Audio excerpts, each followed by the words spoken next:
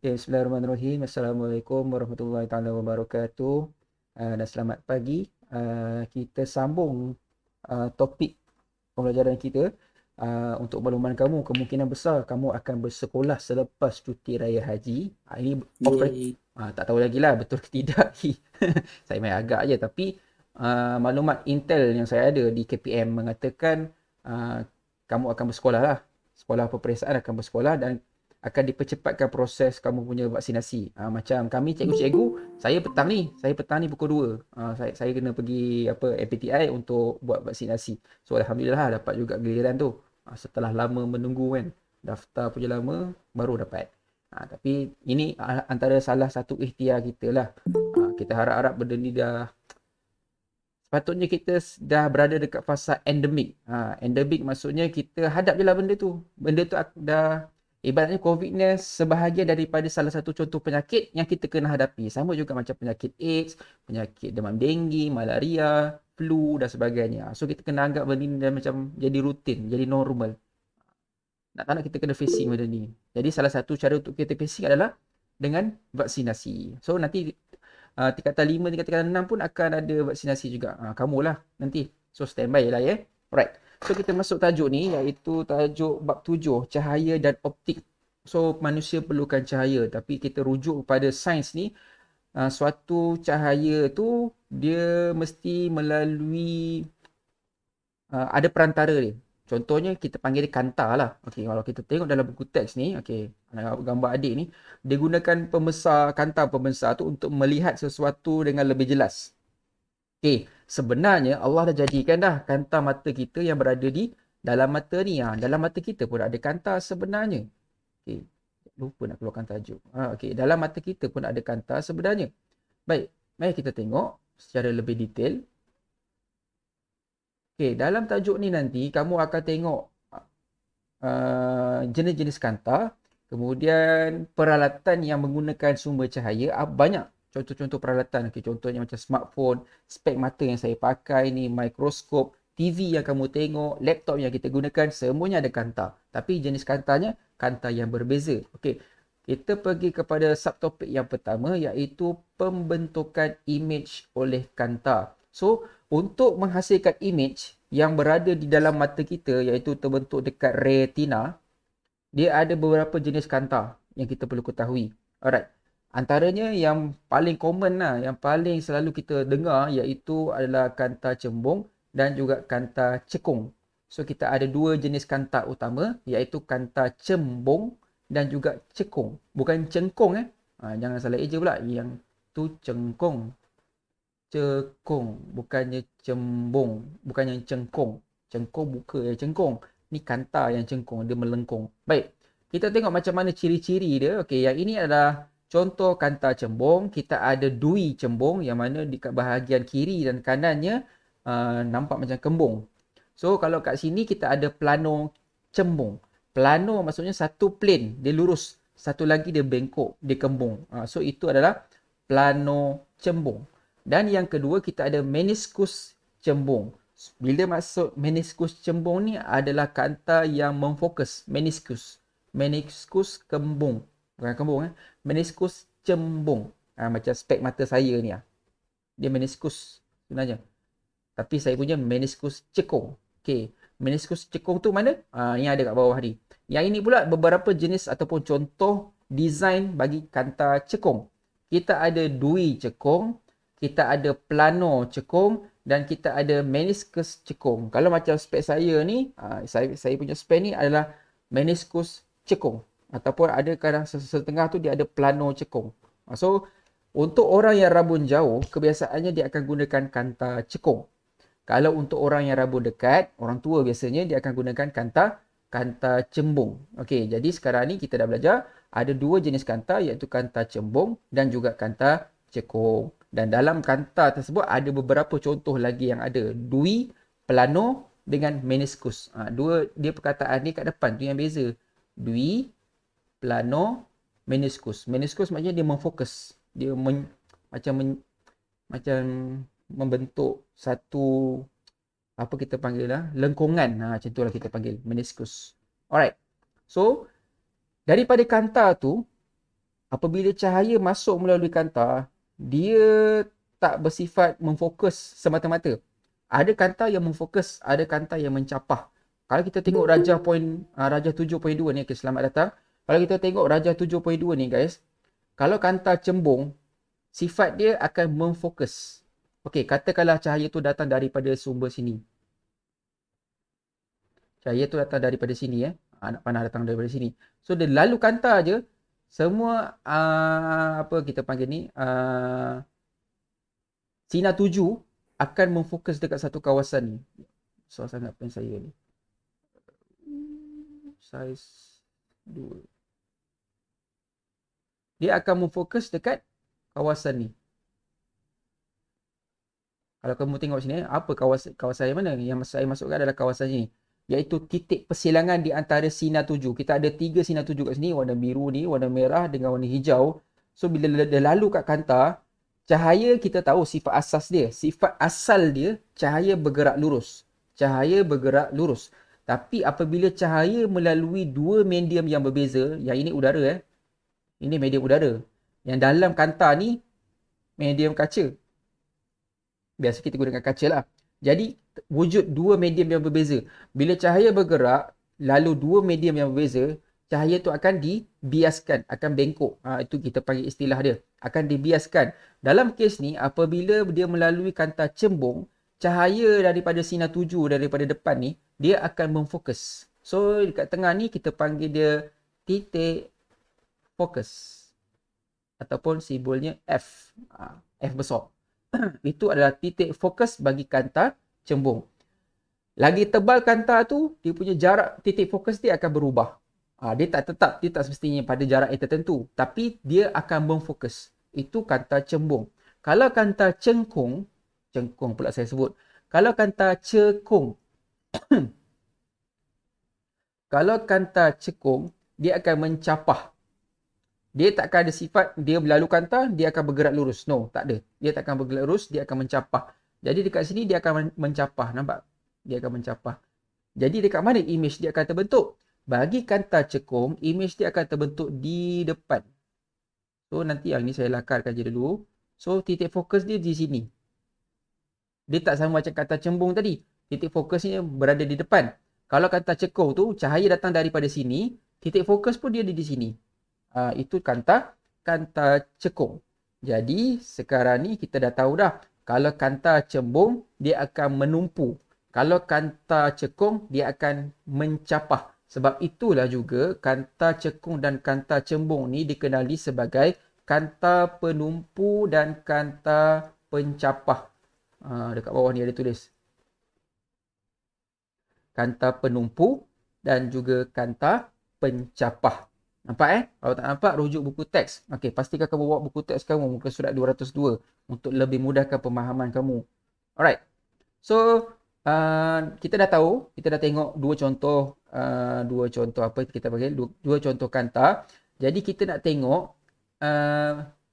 beberapa apa nak cakap bahagian ataupun sub label yang ada pada kantar cembung dengan kantar cembung dengan kantar cekung yang kamu harus tahu sebelum kita pergi lebih lanjut. Okey. Tajuk ni tak besar, tak banyak, tapi dia complicated. Dia perlukan kamu punya technical untuk melukis. Jadi tajuk ni nanti banyak kena lukis. Alright. So tadi saya cakap kalau kata cembung kan dia memfokus. Okey, ini titik fokus ataupun simbolnya sebagai F besar. Allah. Sorry. Pakai pad lah. F besar. Alright. F besar merujuk kepada titik fokus. So, nampak tak garisan yang tengah-tengah ni, yang dia tulis, yang lukis warna hitam ni? Ini kita panggil dia paksi utama. Saya besarkan sikit. Right. Okay, kita fokus dekat kantar cembung dulu. Okay, yang warna hitam ni, ini adalah paksi utama. Paksi line lurus. Paksi utama satu garisan lurus lah, yang merentasi kantar cembung ni tadi. Alright. Dekat kantar cembung ni, kalau kamu nampak, dia ada garis putus-putus ni kan? Okey, garis putus-putus tu nak menunjukkan garis tu berserenjang dengan paksi utama. Serenjang maksudnya sudut bagi kantar ni adalah 90 darjah. Allahu Akbar. Soalnya. Ya, sabar ya. Saya ambil pen ni, tukar warna hitam. Okay. Oh.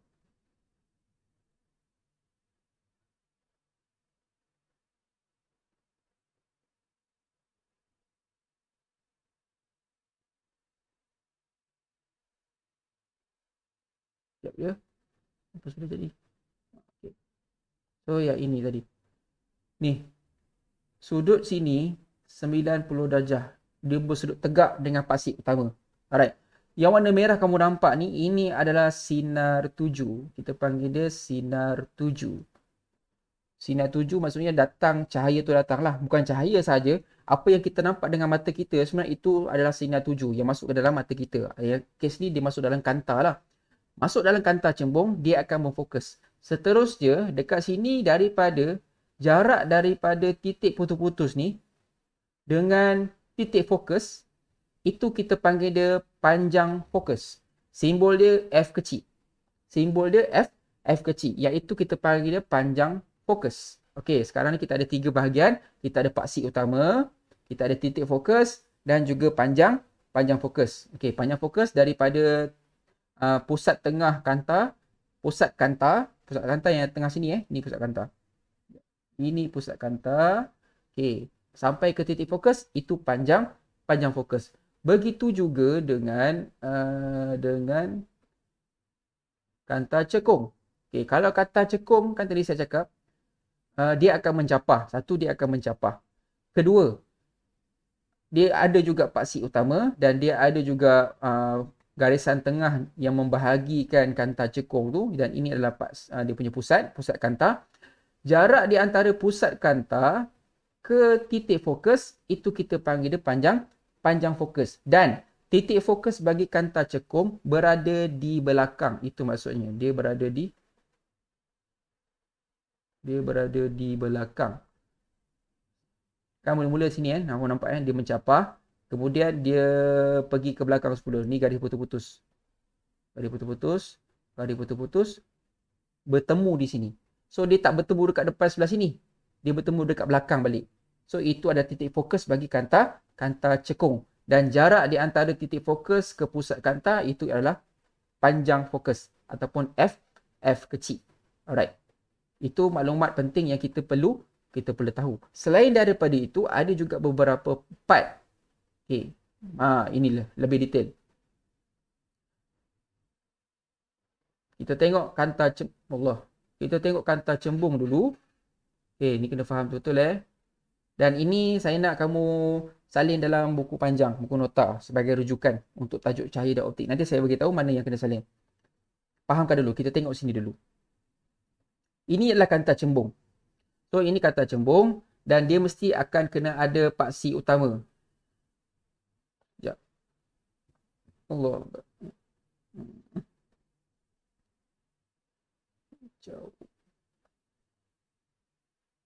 Dia mesti kena ada paksik utama. Mana paksik utama? Okey, ini paksik utama dia. Garisan lurus. Kemudian tengah-tengah tu ada kanta. Dan kanta ni, garis putus-putus ni kita panggil normal ataupun kita panggil paksik kanta. O ni, nampak tak O ni? O ni adalah pusat kanta. O ni adalah pusat kanta. O adalah pusat kanta. Kemudian kita ada F. F tadi kita panggil apa? F tu adalah titik fokus. Ada titik fokus dekat sebelah kiri dan juga titik fokus sebelah kanan. Right. Kemudian F kecil tadi adalah jarak fokus. Jarak di antara pusat kanta dengan titik fokus. Itu F kecil. Kemudian kita ada objek. Objek ni tak kisahlah apa-apa objek yang kita tengok, apa yang kita lihat. Contohnya saya katakanlah dekat sini ada lilin. Itu adalah objek. Yang membentuk image adalah yang kat bawah ni. Kalau kamu perasan, kan tadi kita kata kanta cembung tadi kan. Kanta cembung tadi titik fokusnya di depan. Saya pergi batal balik, kalau tak faham terus tanya tau. Kalau kanta cembung titik fokusnya di depan, maksudnya image akan terbentuk dekat depan. Sebab tu tadi kalau kita tengok gambar rajah ni, objek di sini, image dia di sini. Tapi kalau kamu perasan, image dia terbalik. Okey, jadi kita kena faham dulu gambar Raja Sina ni, sebelum kita buat satu soalan ataupun uji gaji untuk menunjukkan size image. Sebab senang cerita macam inilah. Kamu tengok objek yang berada di depan mata kita kan? Semuanya saiz besar. Contohnya macam pen yang saya pegang ni. Ini adalah objek. Masuk dalam mata saya, dia akan membentuk image di dalam retina.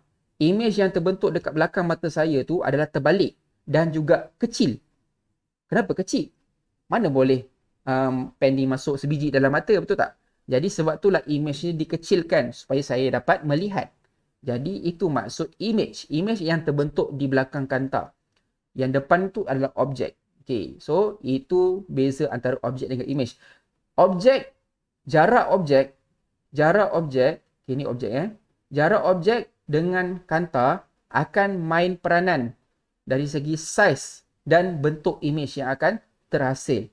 Kalau kita tengok dekat sini, sepatutnya lah ceritanya kalau kita tengok cermin, kalau objek ni kan, objek kan, ni anak panah ni menegak. Kalau image, sepatutnya anak panah menegak jugalah. Tapi tidak, anak panah ni terbalik dan image tu terbalik. Kenapa? Nanti kita akan tengok dalam gambar Raja Sina. Tapi sebelum kita pergi pada gambar Raja Sina, kamu kena fahamkan dulu beberapa poin-poin penting yang ada dekat sini. Okay. So terusnya tadi kat bawah ni kita ada U dengan V. U adalah jarak pusat kanta ke objek. Jarak pusat kanta ke objek, kita wakilkan dia sebagai U. Manakala jarak pusat kanta kepada image, kita wakilkan dia sebagai V. Okey, itu pada kanta cembung. Image-nya tak sama pada kanta cekung. Okey, mari kita tengok kanta cekung. Okey, setakat ni boleh? Ada soalan? Kalau tak boleh nanti tengok balik video. Tak ada lagi. Tak ada lagi. Bagus. Okey, sekejap Kita tengok kanta cekung pula. Ini kanta cekung. Okey, pada kanta cekung pula, kanta dia cekung, ni dui cekung. Masih lagi mempunyai paksi utama, sama juga. Kemudian dia ada juga titik fokus. 2F ni titik fokus ganda 2 lah. Jaraknya sama je. Okey, sebelah sini pun ada.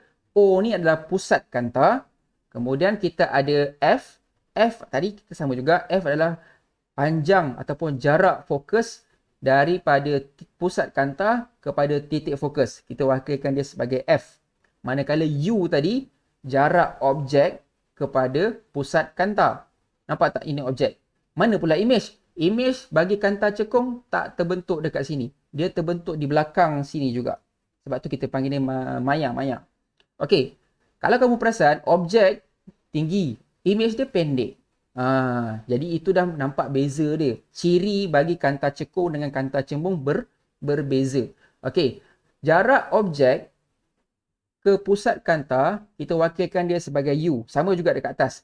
Begitu juga dengan jarak image ke pusat kanta, kita wakilkan dia sebagai V. Alright. So, gambar Raja Sina ni nanti kamu salin. Kamu lukis dan salin. Okey. Bawah ni ada penerangan dia. Penerangan dia sama juga penerangan yang saya terangkan tadi lah. Semuanya lebih ringkas. Okey, yang saya terangkan tadi, dia mesti akan ada pusat kanta. Pusat kanta dekat tengah-tengah. Tengah-tengah iaitu dilabelkan sebagai O. Pusat kanta. Kemudian kita mesti akan ada paksi utama. Garisan lurus. Kemudian kita mesti akan ada F besar, F kecil, 2F. Kemudian kita ada gambar objek dan juga image. Dan juga jarak U dan juga jarak V. Okey, penerangan sama macam apa yang saya terangkan tadi. So, U adalah jarak objek antara pusat optik dengan objek. Okey, setelah kita dah study benda gambar Raja Sina, barulah kita akan tengok pada situasi. Macam mana image boleh terbentuk ataupun ciri-ciri image yang terbentuk apabila objek berbeza jarak. Lagi dekat objek dengan kanta, image yang akan terhasil akan jadi berbeza. Dia akan dipengaruhi oleh jarak objek dengan kanta. Which mean ataupun yang dimaksudkan itu adalah U. Kalau objek tu lagi dekat dengan kanta, apa yang akan berlaku dekat image? Dia akan berubah. Dia tak akan sama. Okey, kita tengok contohnya.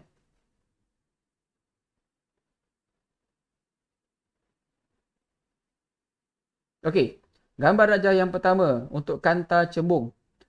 Kaedah untuk melukis gambar rajah sinar. Yang pertama, kita kena lukis sinar cahaya yang selari dengan pasir utama terbias melalui titik fokus. Okey, dia akan terbias. Maksud terbias ni apa? Daripada cahaya yang lurus ni tadi, dia akan bengkok lah. Dia akan bengkok ke mana? Dia akan bengkok gariskan ke arah titik fokus. Okey, yang kedua, sinar cahaya yang menuju ke pusat optik bergerak pada garis lurus melalui pusat optik tanpa terbias. Okey, dekat sini ada dua garisan ataupun dua lukisan yang kamu kena lukis. Biasanya kalau keluar soalan ni dalam SPM, kamu dikehendaki untuk melukis dua garisan saja, tak banyak. Okey, sekejap. Untuk lagi nampak jelas dengan kamu. Okey, ini kanta cembung Okey, nanti saya tunjukkan sekejap.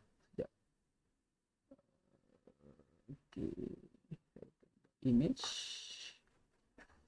Sekejap Okey. Kanta cembung. Okey, yang ini adalah kanta cembung saya. Okey. Okey, fahamkan betul-betul penerangan ni Okey, sekarang ini adalah kanta cembung. Okey, kita labelkan balik semula. Okey, let's say sini adalah F. Ini 2F. Begitu juga dengan sebelah sini F dan juga 2F. Kenapa sebelah sini ada juga? Sebab kita tak tahu cahaya tu datang daripada mana. So kita buatlah belah kiri dan kanan. Garis putus-putus ni adalah paksi kanta. Kemudian yang tengah-tengah ni adalah pusat kanta. Okey, O. Baik. Katakanlah nanti dia akan lukis objek. Objeknya berada di sini. Anak panah. Biasanya dia lukiskan dengan anak panah. Jadi kamu dikehendaki melukis. Melukis apa cikgu? Lukis image yang akan terhasil. Okey, yang warna merah ni, anak panah warna merah ni kita wakilkan dia sebagai objek. Jadi kamu akan diminta untuk melukis gambar rajah sinar. Jadi macam mana kita nak buat gambar rajah sinar? Okey, sekejap ya. Ambil pen yang jelas sikit. Alright. Okey. So langkah pertama untuk membuat gambar rajah sinar adalah dengan membuat satu garis yang selari dengan garisan paksi utama. Okey, mana paksi utama kita? Yang ini paksi utama. Ini paksi utama. Paksi utama. Ini paksi utama dan ambil pembaris, gariskan garisan di antara tinggi objek tadi, anak panah tu tadi dengan paksi utama. So selari lah. Jadi kita buat satu garisan sampailah paksi kanta. Cukup. Satu. Okey. Kemudian, apabila cahaya melalui kanta, dia akan membengkok ataupun membias. Jadi kita kena biaskan dia ke titik fokus yang ini. Okey, so kita gariskan. Okey, katakanlah. Okey, so kita gariskan dia. So saya gariskan. Cikgu, Ya. dalam soalan nanti dia bagi titik fokus lah. Dia bagi. Korang kena lukis yang saya lukis dengan warna biru ni. Dia akan bagi F, dia akan bagi 2F. Dia akan bagi anak panah ni. Korang tinggal kena lukis yang saya lukis dengan warna biru tu. So, saya ulang balik lukisan yang pertama, mula-mula kamu buat satu garisan yang selari. Yang macam ni, sampai dekat paksi kanta. Lepas tu kamu bengkokkan dia. Fokuskan dekat, hilang. Fokuskan dekat titik fokus. Yang pertama, bukan yang kedua F saja, bukan 2F. Dia akan bagi 2F. Dia saja nak trick kamu. Okey. Buat garisan macam ni. Step yang pertama. Step yang kedua, kata buku tadi. Alamak, hilang pula. Muka surat berapa tadi 272. Kan? 222. Kan? Muka surat 217. Okey, step yang kedua dia kata buat satu garisan merentasi pusat kanta. So, garisan yang kedua, kamu ambil pembaris, kenakan dekat pusat kanta, kemudian lalukan dia daripada atas objek ni sampailah ke pusat kanta. Okey, so saya ambil saya punya pembaris daripada atas ni daripada atas ni lalu pusat kanta terus ke bawah. Okey, so saya ambil pembaris. Okay, let's say saya dapat macam tu. Okey, ni sikit. Okey. Okey, kemudian saya buat satu garisan lurus. Daripada sini, tarik sampailah habis. Tarik je sampai habis. Okey. Kita akan dapati ada garisan yang bersilang. Daripada dua garisan kita lukis tadi, ada garisan yang bersilang. Jadi, sebenarnya garisan yang bersilang tu adalah image yang terbentuk. Jadi, apa yang kita kena buat, yang kamu kena buat kalau keluar dalam kertas soalan, ambil pembaris, buat sudut tegak macam ni 90 darjah, cari kawasan yang bersilang tu. Kat sini saya tak nampak lah sebab pen tu besar sangat. Okay, katakanlah yang bersilang tu di sini. Jadi, buat satu garisan. Okay, saya ambil pen lain. Saya ambil pen warna kuning lah. Perak. Okay, buat satu garisan di tempat di mana dia bersilang tadi. Garisan tegak. Sap. Okay. Jadi, saya buat ini anak panah yang terbalik. Sebab ini anak panah ke atas kan. So, di tempat bersilang, maksudnya dia terbalik. Sebab dia bersilang di bawah. Dia bukan bersilang dekat atas. Mesti akan bersilang dekat bawah. Jadi, sekarang ni, inilah image-nya. Ini adalah image-nya. Image. Objek, bila melalui kanta, dia akan menghasilkan image. Sama juga kalau kita tengok cermin. Kita adalah objek. Image yang dalam cermin. Jadi, sekarang image dah terbentuk. Kemudian daripada lukisan ni kita kena kenal pasti ciri-ciri image. Ciri-ciri image yang terbentuk. Biasanya kita kena nyatakanlah dia. Kalau dia terbentuk sebelah sini bersama-sama dengan objek, dia adalah maya. Maya ataupun dalam bahasa Inggeris virtual. Tak wujud. Macam itulah, macam hayalan, hayalan, maya. Tapi sekarang ni image yang terbentuk di sebelah sana. Jadi dia adalah nyata. Image yang terbentuk adalah nyata. Nyata. Kemudian kalau kita perasan objek ni tegak. Belakang sebelah sini image dia terbalik. So ciri yang kedua adalah image yang terbentuk adalah terbalik. Okey. Yang ketiga, dia ada 3 ciri biasanya. Nyata. Tengoklah dia, kalau sebelah kanan dia nyatalah, kalau sebelah kiri sama dengan objek dia adalah maya. Nyata, terbalik. Kalau kamu dapat tegak, tegaklah dia. Sekarang ni kita dapat terbalik. So dia terbalik. Dan yang ketiga kita tengok dari segi size. Kalau kita perhatikan size di antara size objek, Allah. Alamak. Aduh, back. Kalau kita tengok size objek ni dengan size image, yang mana lagi besar?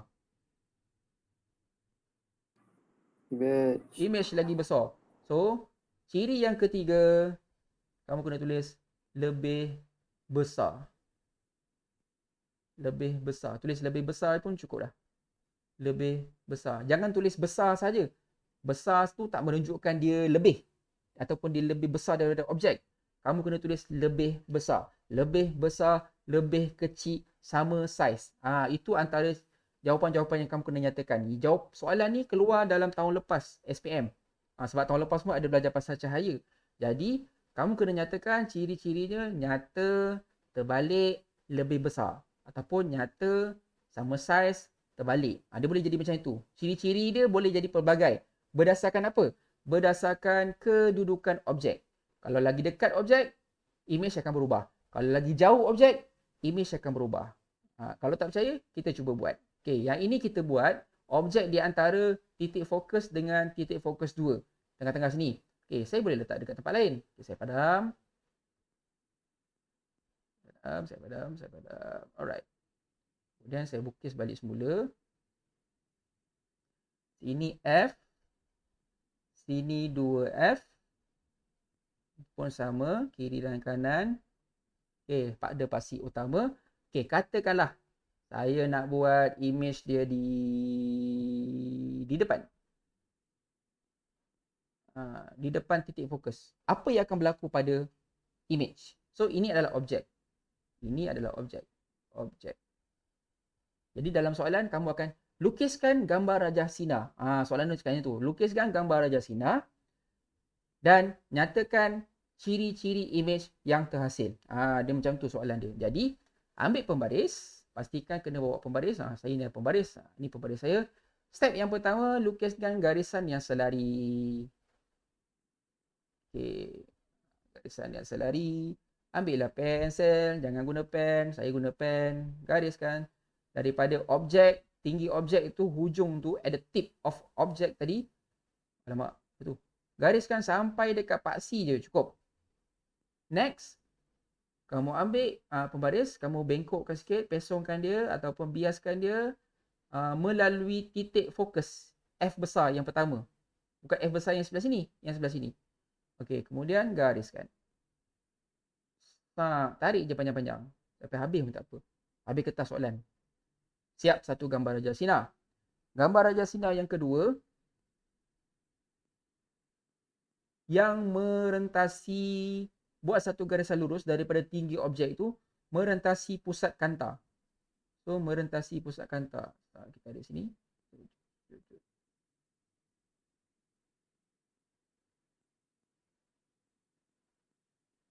Oh. Okey. Kamu buat satu garisan yang merentasi pusat kanta. Okey, so saya buat satu garisan, saya tarik. Okey. Sekarang ni kita kena cari yang tempat bersilang. Kamu cuba tengok gambar tu, bersilang ke tak bersilang? Tak. Dia tak bersilang. Jadi mana tempat dia bersilang sebenarnya? Alright, bila jadi kes macam ini, sebenarnya dia bersilang di bahagian belakang. Okay, so mana persilangan dia? Mari kita tengok. Dia akan bersilang dekat sini. So, saya buat garis putus-putus.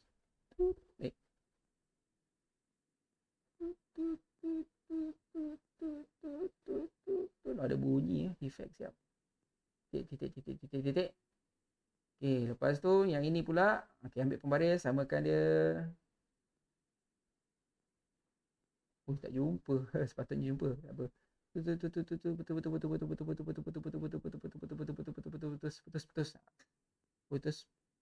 Putuskan dia lagi. Alright. Okay, dalam lukisan ni dia tak jumpa titik putus, titik yang bersilang. Tapi sebenarnya dia bersilang tu kat atas ni. Dah lebih daripada saya punya kertas graf. Tak apa. Kamu akan jumpa tempat persilangan dia. Di mana? Okay, let's say lah, katakanlah dia di atas tu. Jadi, situlah tempat terbentuknya image. So, ambil pembaris. Gariskan secara menegak tempat persilangan tu. Katakanlah dekat sini tempat persilangan kita kan. So, saya buat garisan lurus tegak. Dan ini adalah image yang terhasil. Okey, kalau kita perhatikan, nanti dalam soalan dia akan minta lah. Okay, gambar Raja Sinar kamu dah lukis. Okey, tapi sebelum tu saya terlupa. Waktu kamu lukis gambar Raja Sinar, pastikan kamu buat anak panah. Maksudnya lepas kamu buat garisan tu, anak panah. Ni anak panah ni. Saya lupa tadi nak beritahu. Anak panah. Anak panah menunjukkan dari mana datangnya objek tu tadi. So, kalau katalah objek tu dia sebelah sini, so kamu punya anak panah menghadap daripada kiri ke kanan lah. So, ini pun ada anak panah. So, yang garisan yang kedua ni pun buat anak panah dia. Buat satu pun cukup untuk menunjukkan arah. Itu saja. Kemudian, cari tempat persilangan. Okey, kalau kat sini kita tengok dekat bawah ni, dia tak bersilang dah. So, bila tak bersilang dekat bawah, kita bawa garis tu, titikkan dia ke atas. Macam ni. Jadi, jumpa tempat persilangan, let's say lah, katalah sini tempat persilangan dia, itulah kedudukan image. Itulah kawasan di mana image terbentuk. Jadi, lukisan dah siap, kita kena nyatakan ciri-ciri dia. Ciri-ciri image. Yang pertama. Alright. Yang pertama tadi kita kata dia maya ke nyata kan? Nyata ke maya? Okey, sekarang ni dia tak terbentuk di bahagian depan. Yang depan ni tadi saya kata nyata. So, dia terbentuk di belakang bersama-sama dengan objek. Jadi, ciri-ciri yang pertama, dia bukanlah nyata, tetapi dia adalah maya. So, tulis maya. Bukan maya Karin. Maya. Alright. So, dia adalah maya. Yang kedua, adakah image tersebut terbalik? Image. Image tu terbalik ke, geng? Tak. Image tu tak terbalik. Jadi, bukan tulis tidak terbalik. Kamu tulis je image tu tegak. Dia tak terbalik. Dia menegak.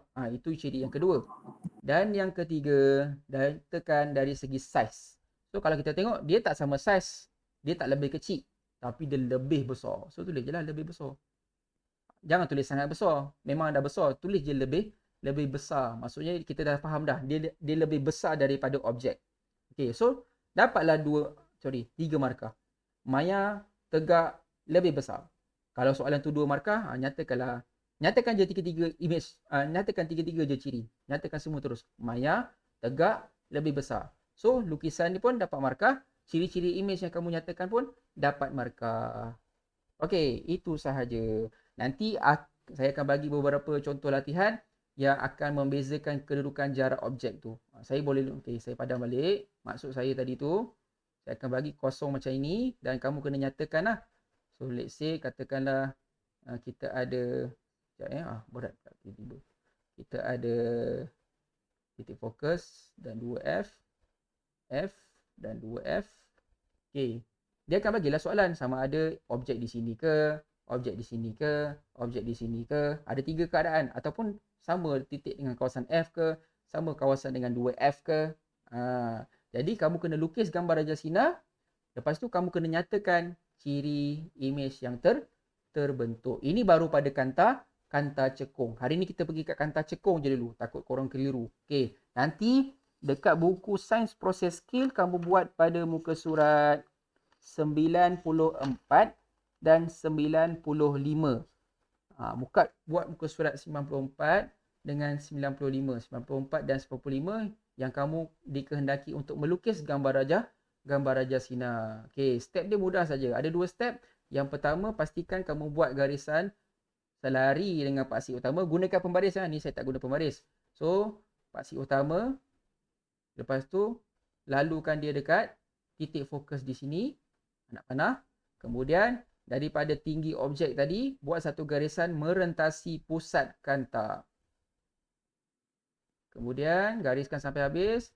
Tempat persilangan tu, itulah kawasan di mana image akan terbentuk. Dan daripada sini, kamu diminta menyatakan ciri-ciri image. Adakah dia nyata ataupun dia maya? Adakah dia sama saiz? Dan adakah dia terbalik ataupun tegak? Okey, itu sahaja. Ada soalan?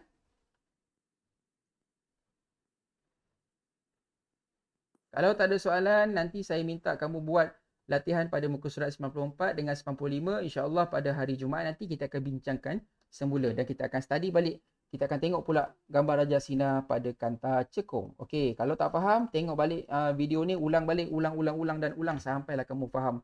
Bukan sampai muntah, sampai kamu faham. Sebab ini antara tajuk favourite juga dalam SPM. Okey, ada apa-apa soalan? Tak ada. Kalau tiada apa-apa soalan, kita tamatkan sesi kita pada hari ini. Okey, insyaAllah kita akan jumpa lagi. Okey, Assalamualaikum. Terima kasih, Cikgu. Sama-sama. Cikgu. Sama.